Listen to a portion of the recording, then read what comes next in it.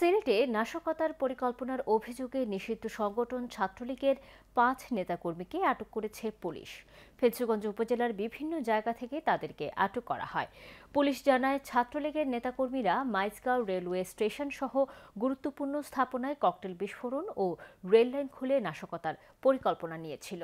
পরে পুলিশ ফেঞ্চুগঞ্জ থানার কচুয়াবহর এলাকায় সিলেট মৌলভীবাজার আঞ্চলিক সড়কে চেকপোস্ট পরিচালনা করে ফেঞ্চুগঞ্জ উপজেলা ছাত্রলীগের যুগ্ম আহ্বায়ক কাবিলুর রহমান সোহেলকে আটক করে। পরে তার দেয়া তথ্যের ভিত্তিতে আরও ৪ জনকে আটক করে পুলিশ। উপজেলা পরিষদ, তারপরে গুরুত্বপূর্ণ স্থাপনা কেপিআই, শাহদুল্লাহ সরকারখানা, টুল প্লাজা, এই সমস্ত এলাকাতে বোমা বিস্ফোরণ করে নাশকতা করার পরিকল্পনা ছিল তাদের। সাইমন আহমেদ এবং মিনহাজউদ্দিনের কাছ থেকে ককটেল তৈরি সরঞ্জাম উদ্ধার করি এবং আসামি তাদের দেখানো তার স্বীকারোক্তি মতো এবং তার বর্ণনা মতে অপর আসামিদেরকে আমরা মোট ৫ জনকে গ্রেফতার করি।